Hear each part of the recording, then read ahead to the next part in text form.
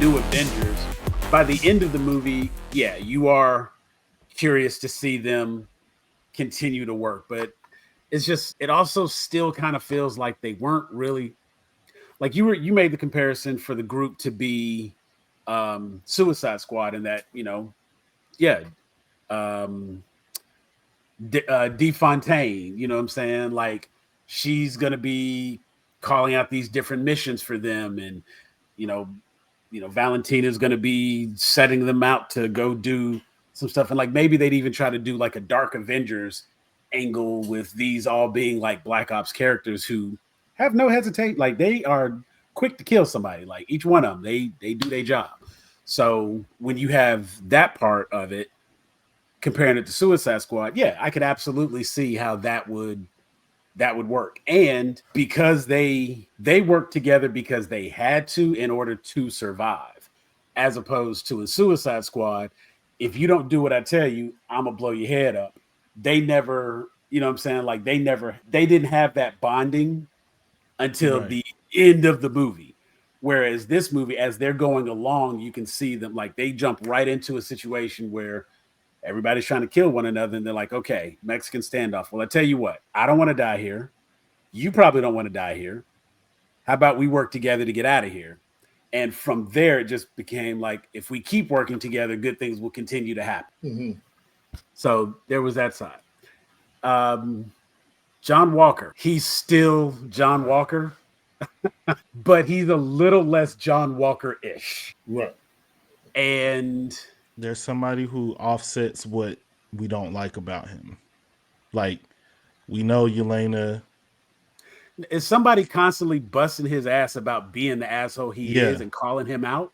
We And I have think- representation on screen. And that was what I think Ghost was also the best at. It was like Yelena and Yelena having someone to talk to, where they were doing the thing of like, oh yeah, okay, oh yeah, you're Captain America. Oh yeah, your helmet's so cool. I mean, Your hat. yeah. Your hat.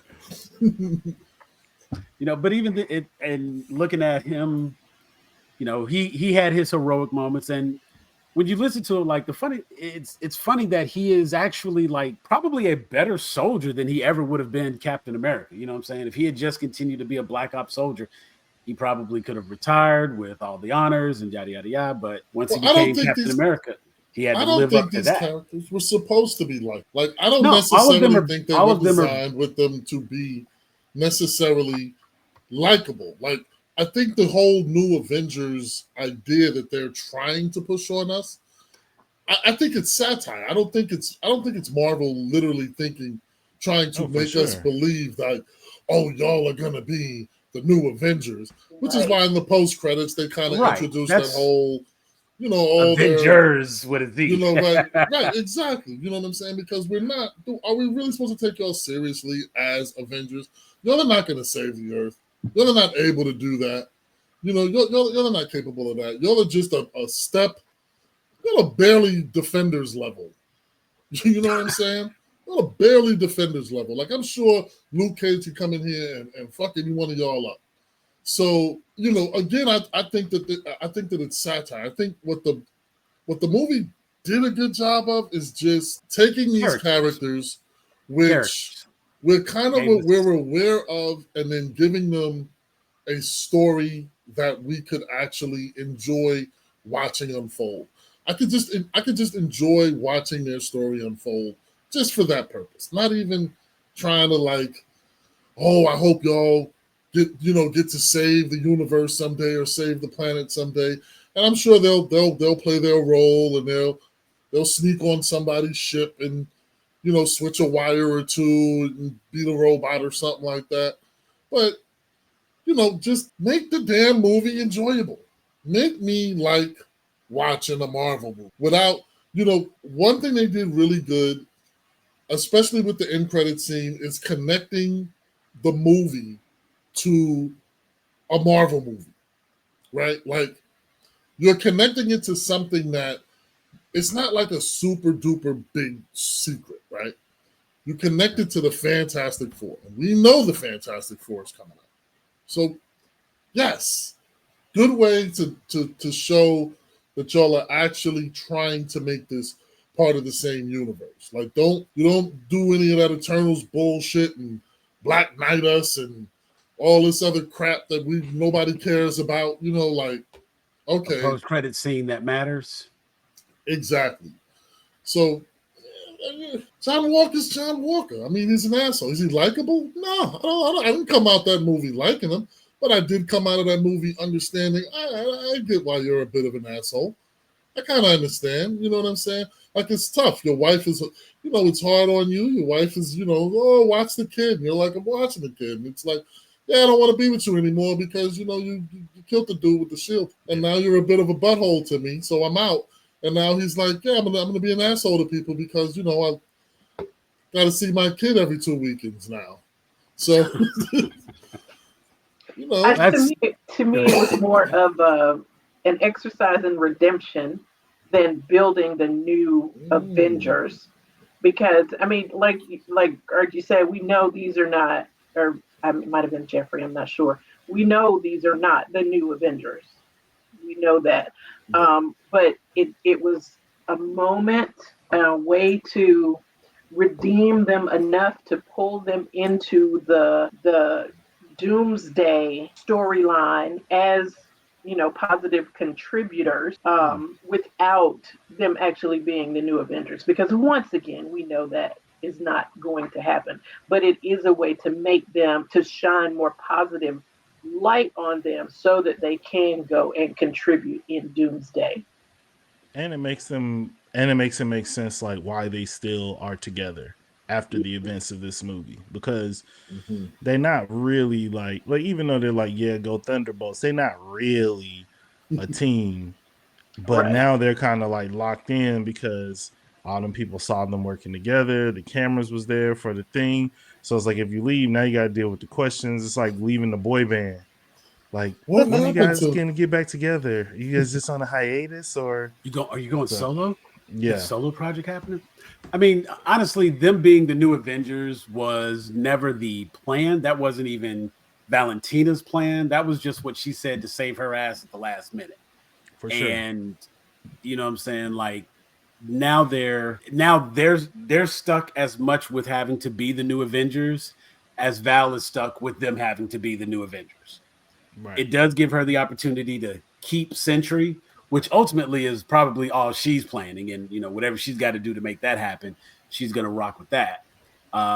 She can foot the bill because she was already kind of taking care of them and paying them under the table, however they were working that out. So now she has everybody in one space and makes it a little easier to do the things that she needs to do, and that probably gets a lot of these like the Senate hearings that she was sitting in, all of that's gone now. And, it just makes her life simpler. But as far as them being the new Avengers, that was a very tongue-in-cheek way for Marvel to do it. And that, that explains the asterisks because it's actually the new Avengers.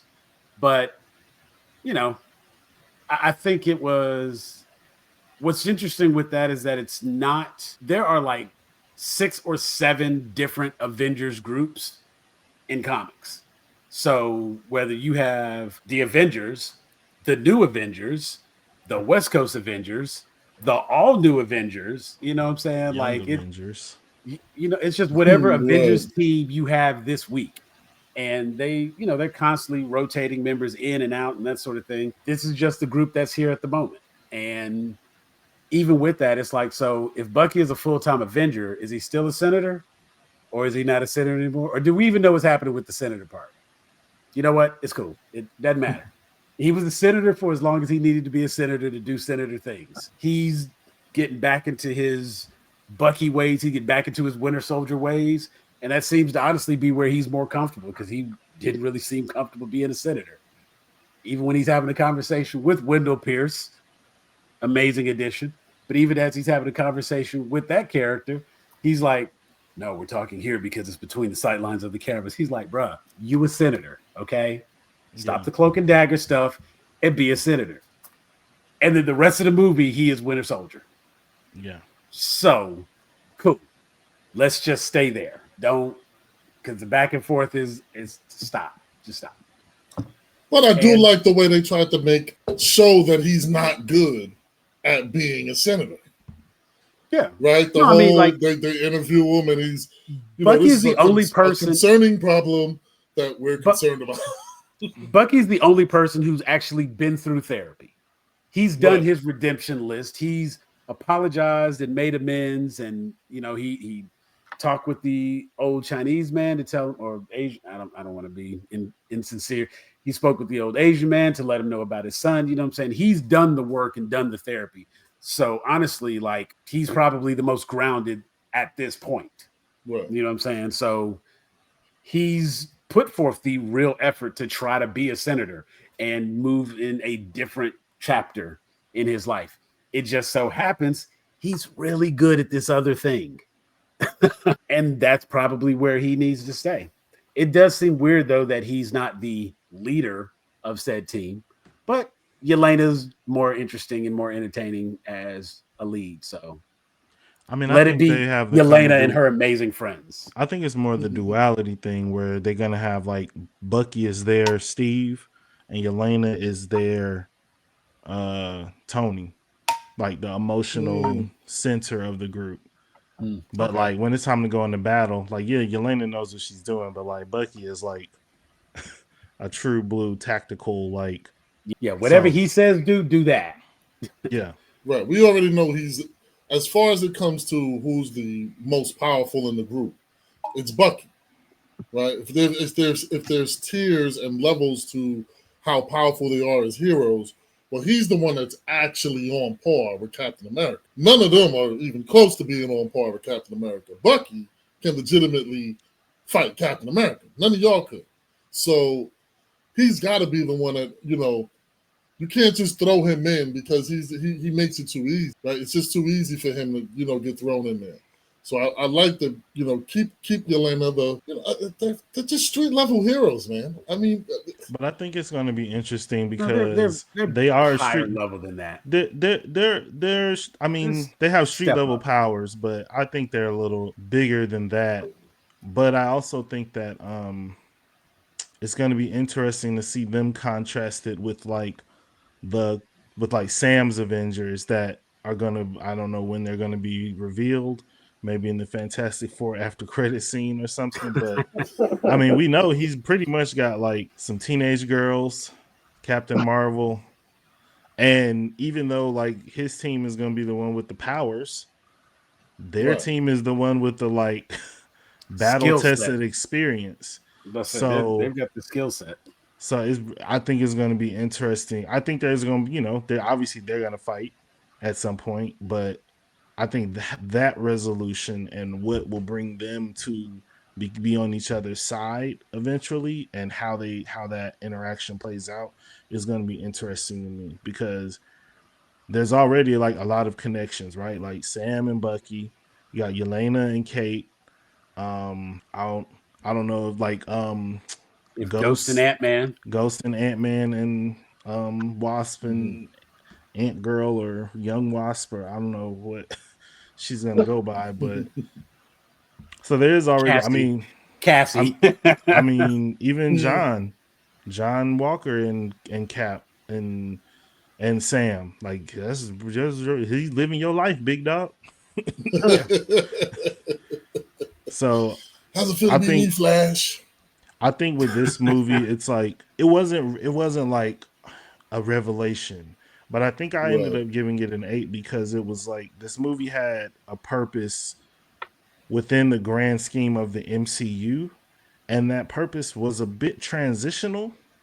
Like, and I think it, it's like a bridge, right? Like the purpose of a bridge is to just cross it. Like it can look, it can be the Golden Gate Bridge and be super beautiful, and it could just be some like little rickety whatever. But as long as we get across it, we get across it. I feel like in terms of bridges, this one was like a very well constructed and beautifully made bridge.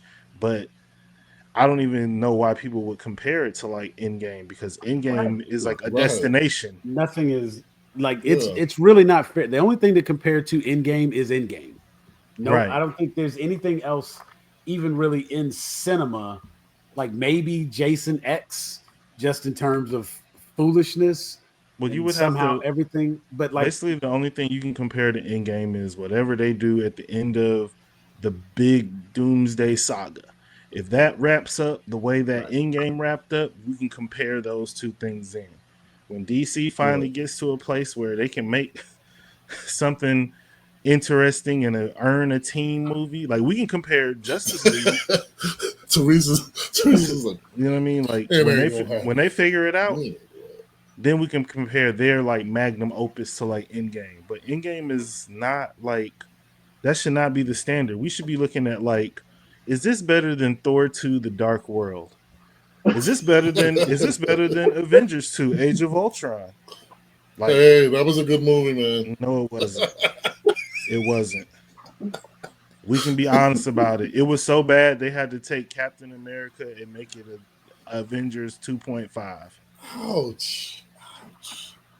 I would say, and you know, between those two, I actually liked Iron Man 3 more than I liked Age of Ultron. Ouch. Ouch. Yeah. Well, you know something?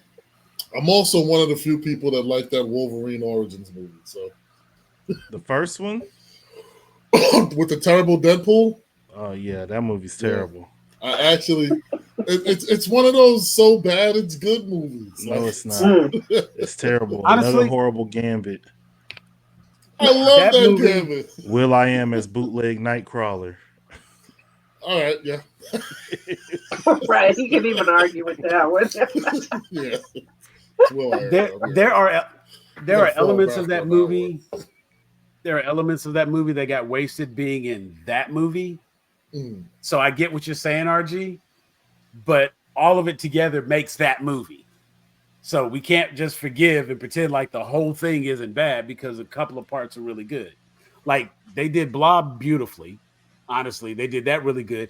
And even when they first bring that team in under Stryker and he sees that, like, you know, I'm creating a special task force and he has these powered individuals who can do all this cool shit and they go into that first place to get to the Warlord. I was rocking with the movie all through that. When they walked away, when Logan left and he walked away, and then later on we see him and Sabretooth comes back to meet his brother in the bar, I'm still with the movie. It's still good. When Wolverine goes on his whole let's get the band back together, that's where it fucked up right there. I'm not gonna argue this one in the court of law, man. I'm not gonna do it. not gonna do it. I'm gonna lose that case. I like the one when he was in Japan more than that one. Oh my god, I hate that movie. I absolutely hate that movie. At least everything in that one made sense. Yeah. Oh my god, really? Yeah. Okay. Yes.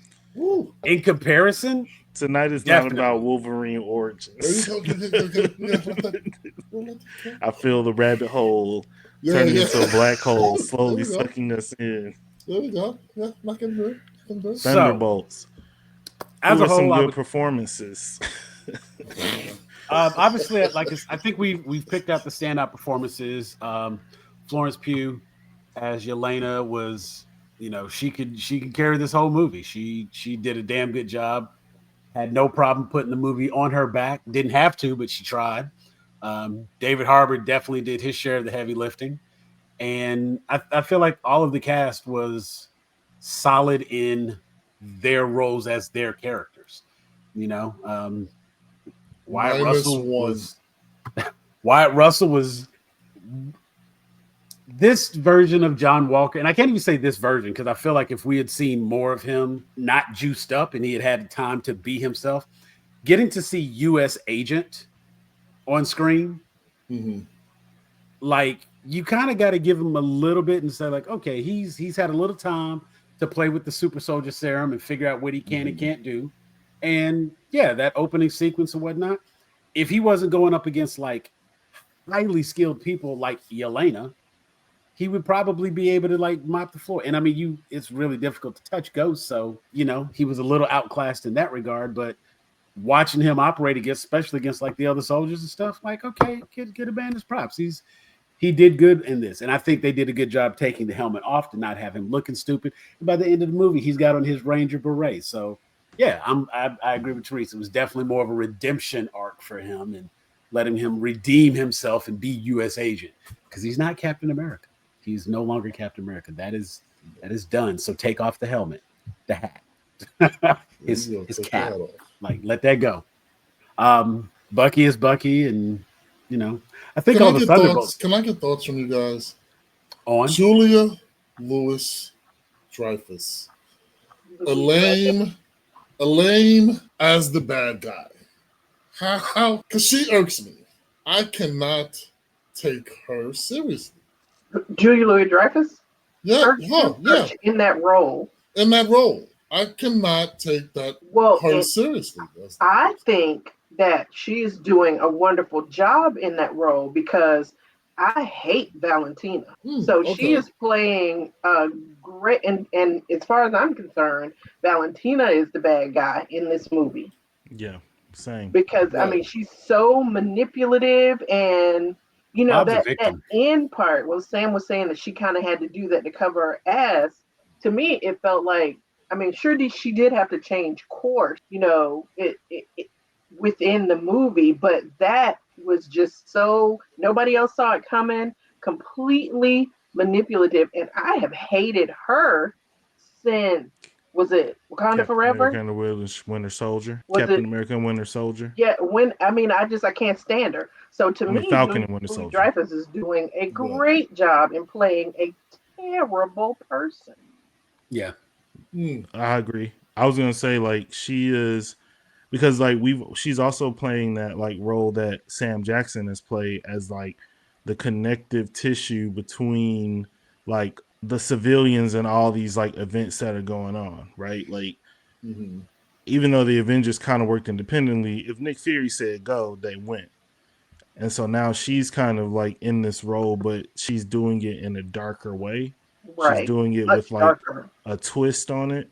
But I think also like her character like in Veep was like great preparation for this. And this feels like her character in Veep, except like intention, like not, I'm just like failing my way and falling forward into success. You're like falling up. Like I'm actually like coherent and I know what I'm doing and I'm using my power and my access and my ability to be like charming and disarming for my own benefits. And I think even just like her subtle shifts in like tone and mood where she never loses. There's only one moment where she loses that element of being in full control. And that's when Sentry is like, why do I have to do what you say?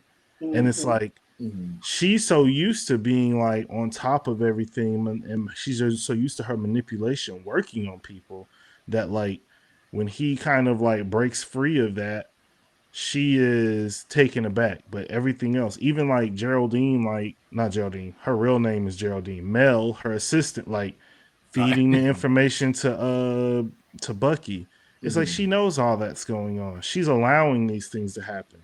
And I think that moment showed like Mel, like you're not getting away with anything. Like maybe your best bet is to ride this thing out, because stick with me, kid.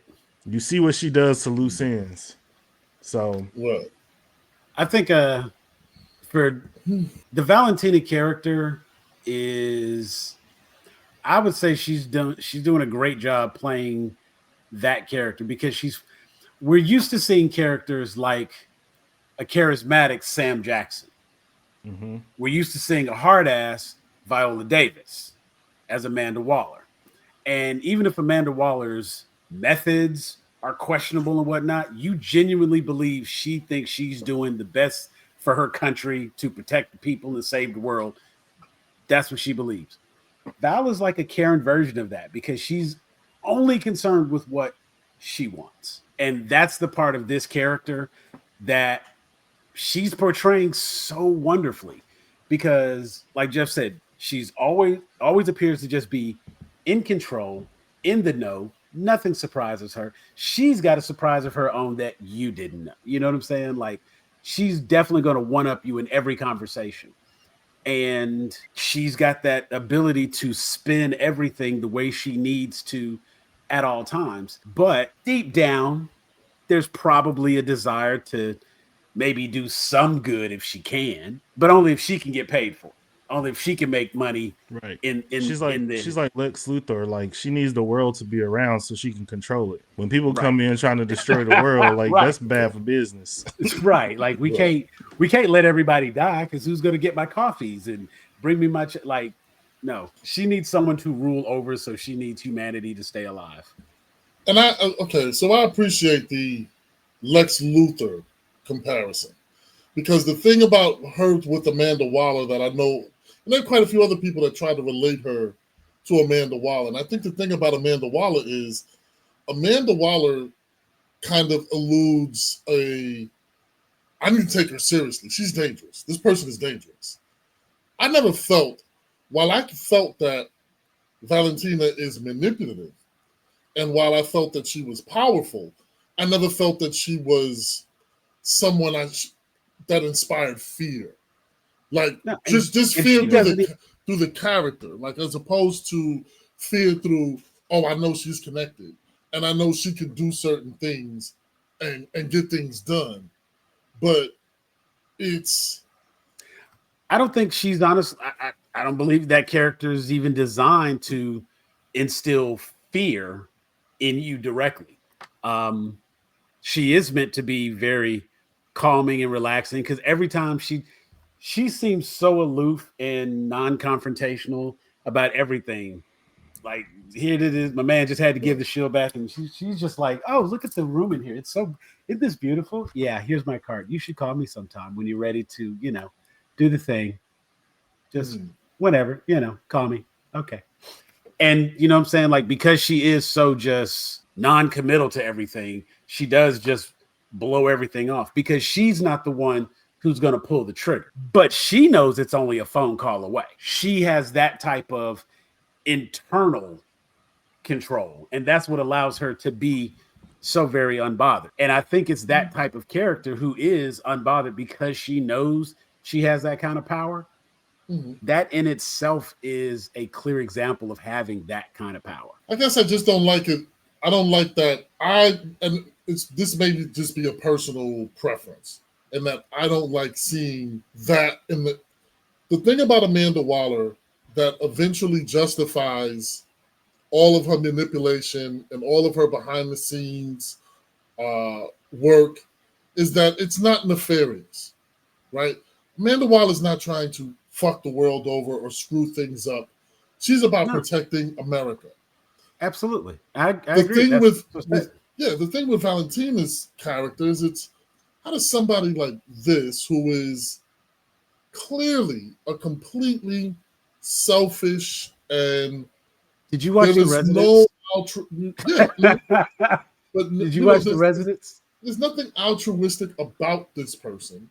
Right? No redeeming qualities about this person. Right? Amanda Waller has redeeming qualities. Shit, even Lex Luthor has redeeming fucking qualities. I feel like her character is in there for the sake of being a manipulator and a behind the scenes person to do things.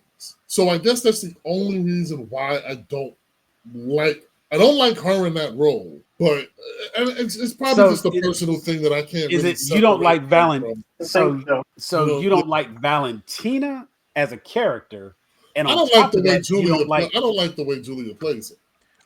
I'm not necessarily sure if I don't like the character, but I don't like the way Julia plays it. I kind of look at it as one of those things of like, I think we are so used to seeing like the menacing, like Amanda Waller's ex-military, right? So it makes sense that she is going to use like traditional methods of fear. Even like a Thunderbolt Ross, he's ex-military. We've got all these ex-military people. Nick Fury, ex-military.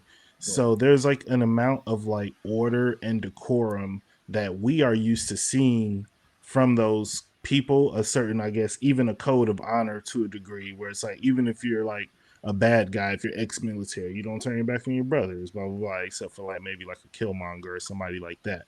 But even then, when he does it, it's a shock, right? It's a shock when he shoots his girlfriend because you're like, whoa, like I thought it was like at least a little bit of honor amongst thieves. But I think with Julia Louis-Dreyfus, she's playing it straight up like civilian. She's a mean girl dropped into the middle of the Marvel universe and she doesn't have to have powers like superpowers. She has like manipulation powers. She For has Right. ego. access. She has privilege. She has money.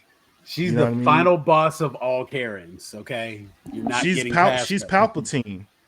You know what I mean? There But you go. the tone of how she plays it has to be that way because she's also a woman. Like Amanda Waller is coming from it from a military point of view where she's been appointed, not voted in. Right. So like now we're dealing with politicians who have to be affable and likable and have to have a public face where, you know, at this I'm on trial for doing something crazy, but when I talk, I'm talking like this. I'm gonna sound just like my campaign video. Right. And you know, I think her angle is political, not military.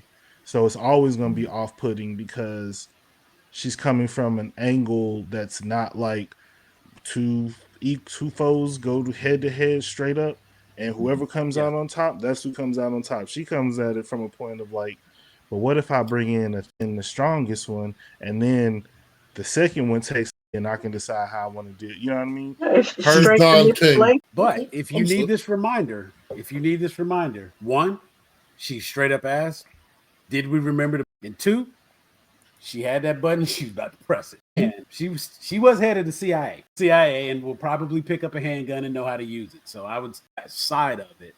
But if she can keep her shoes, and you know what I'm saying, that's like Amanda Waller and Nick Fury wasn't doing press conferences. Right. Like she is. She, you know what I mean? Like, right. That she's playing a completely like I don't think we've really seen in the Marvel universe. And I do think down, like I brought this up when we talked about Daredevil. They're doing a thing showing how the everyday person, all of this stuff. Because like I remember we watched the battle for in New York. What's happening with like everybody else? And then we get a little bit of that in the Hawkeye series with like they just like out there being a hero with everybody. Where now it's like, yes, the media is a thing. I have to include this for Brandy, and that's when she decided she would be the best at everything.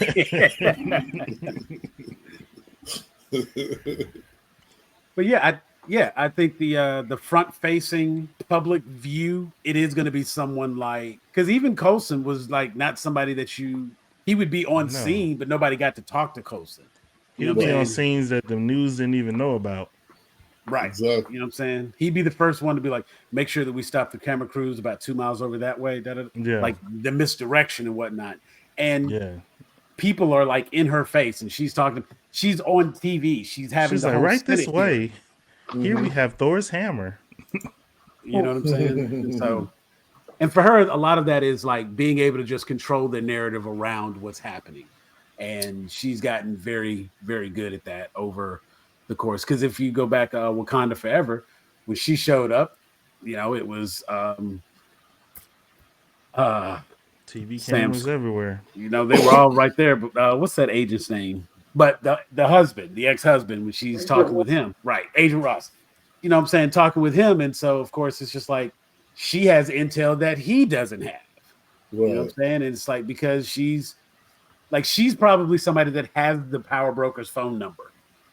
You know what I'm saying? Like she can make that call. Right. So she's got those connections, and you know, as far as not liking the actors playing it, I think it's a different look, and I think it fits. I think it fits, and I like the unbotheredness that she's portraying, because that's not really something that I've seen from, you know, Julia Dreyfus, with the exception of Jeff mentioned, like Veep. You know what I'm saying? Every time I see her, I immediately think of like Elaine from Seinfeld. That's not the person I want running anything, but this is not that person. And so I think do you feel like you're seeing like maybe a little bit of Elaine when you watch it and you're like, you know what it is? It's how can I put it? She's supposed to come from like this, you know, Spanish background, which definitely she gives off none of, right? Like from Spain. Well, she's they showed that, you know, when he went in her mind, and obviously her dad is, you know, has a heavy accent that I assumed was Spanish. I thought she was Italian. Okay, I'll Maybe go with I'm that tripping. one. I'll go with Italian, that I was one. getting like Argentina or something. I don't know. I will go with anything other than it is that happy, white, bright American shit that she does when she comes on screen. And the thing about it is that is the thing that throws me off a little bit, that it's just so in line with her comedic roles. And I understand how she's good for the purpose of, we need someone to convey the Marvel quippiness of a person. So she does that part naturally. But yeah, I think all of you guys made really great points about her purpose in there. And I still don't like her. So that's awesome. All right. I'm just not I don't feel she was a good fit for it, but it's okay. I think you guys presented, for anyone else out there who feels like me, this is the alternative. This is why she's in there. So just shut up and enjoy it like I got it. So let's see. I'm trying to see if there was any additional information on Contessa. Well, the character is Italian. Okay. There you go, right there. I was just looking, I was like, there's got to be something in here but it's like, the character is Contessa Valentina Allegra de Fontaine. You got to say the whole thing. De Fontaine. Important with that. Right. Well, there it is, folks. Full review, The New Avengers. Got to have the whole little fan. Asterisk. You're right. No, actually, we take the asterisk down now because now it's just The New Avengers. Full review, 2 post-credit scenes.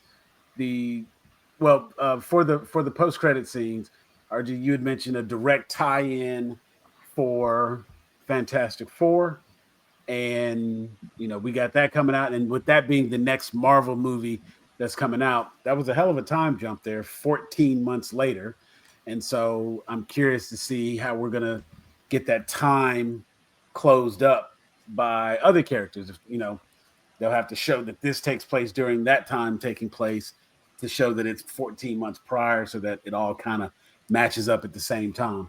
Because whatever Sam is doing out there, he's getting ready to sue the New Avengers for the licensing for the name for the Avengers, which doesn't even seem like the kind of thing that Sam would do. But I'm not going to tell Marvel how to Marvel their movies. That sounds exactly like Sam to me. You think Sam would sue? Yeah. Oh yeah. He did all that work to get the shield back, get actually recognized as Captain America, cleared his name, saved DC from a Red Hulk. Like, he's not about to just come in and become the Avengers because they saved New York City from the Shadow Man. And he was an everything Avenger. that I've done. You know who I am? I'm Captain America, baby.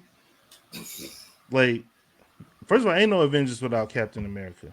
In the comic books, I know that that's true, but like in this world, in this MCU, ain't no Avengers without Captain America. So, especially if you ain't got no Iron Man. Because like Valentina doing a press conference like that, I'm sure he probably looked at it like, she just did this to like get back at me or to piss me off, even though it was just like she was just trying to save her own behind. But like he probably took it some kind of way. They couldn't move past it because you can't come back again and be like, all right, oh yeah, Sam was doing something else, but he in it too.